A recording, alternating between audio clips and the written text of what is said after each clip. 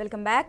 దాదాపు 3 దశాబ్దాలుగా జర్నలిస్టులుగా సేవలందిస్తున్న తమ సమస్యలను పరిష్కరించాలని జగిత్యాల జిల్లా జర్నలిస్టులు ఆవేదన వ్యక్తం చేస్తున్నారు. పత్రికా రంగంలో అనేక కష్టాలు ఎదుర్కొంటున్నామని, ఇప్పటికీ ప్రాథమిక అవసరాలు కూడా అందటం లేదని వాపోతున్నారు. ప్రజాప్రతినిధులకు ఎన్నిసార్లు వినతులు ఇచ్చినా సమస్య మాత్రం పరిష్కారం కావటం లేదన్నారు. వృత్తిపరంగా తమ కృషిని గుర్తించాలని, గౌరవం ఇవ్వాలని కోరారు. తమ సమస్యలను ప్రభుత్వం దృష్టికి తీసుకెళ్లి తక్షణం పరిష్కరించాలని అన్నారు.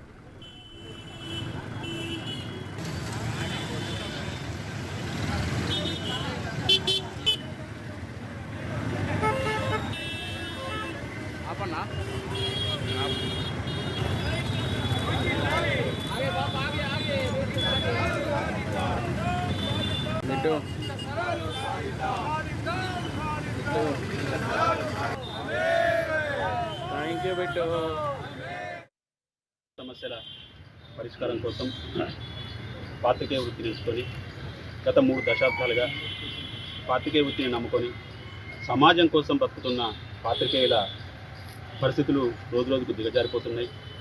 రాజ్యాంగబద్ధంగా పాత్రికేయులకు రావాల్సిన లక్కుల్లో ఏదో ఒకటి సాధించుకోలేక ఈ వృత్తిని దైవంగా నమ్ముకొని జీవిస్తున్న మా పాత్రికేయుల జీవితాలు దుర్భరమైనవి. అందరూ మాకు ఆశ చూపడమే తప్పితే ఆచరణ సాధ్యం కాని పరిస్థితి ఏర్పడింది. ఈ నేపథ్యంలో పాత్రికేయులమంతా కలిసి ఒక బతుకు పోరాటం చేద్దామని చెప్పి ఇళ్ల స్థలాలు మన రాజ్యాంగబద్ధంగా మనకు రావాల్సిన హక్కులు సాధించుకునేందుకు రోజువారీ ఆందోళనలు, నిరసనలు, కార్యక్రమాలు చేసి మన ఆకాంక్షలు నెరవేరే వరకు ఉద్యమ బాట పడదామని ఒక నిర్ణయం తీసుకోవడం జరిగింది. ఈ నేపథ్యంలో ఈరోజు మొదటి రోజున భారత రాజ్యాంగ నిర్మాత డాక్టర్ బిఆర్ అంబేద్కర్ గారికి అయ్యా మీరైనా వాళ్ళకి కనువిప్పు కలిగేలా చూడాలని చెప్పేసి ఇలా భారత రాజ్యాంగ నిర్మాతకు వినతిపత్రం సమర్పించడం జరిగింది.